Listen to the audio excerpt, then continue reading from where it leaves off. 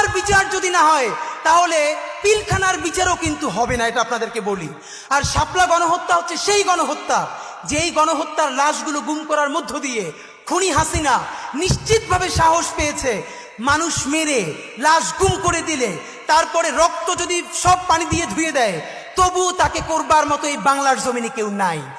যেদিন শাহবাগ, সমস্ত শাহবাগ দাঁড়িয়ে প্রকাশ্য ক্ষমা চেয়ে শাপলার বিচারের জন্য রাস্তায় নামবে, সেই দিন বাংলাদেশে যে ইনসাফ কায়েমের প্রারম্ভ হয়েছে সেটা আমরা বুঝতে পারবো।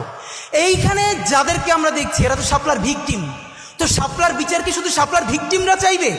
শাপলার বিচার কি শুধু যার বাবা শহীদ হয়ে গেছে সে চাইবে? শাপলার ভিকটিম কি শুধু মাদ্রাসার ছেলেগুলোরই চাইবে?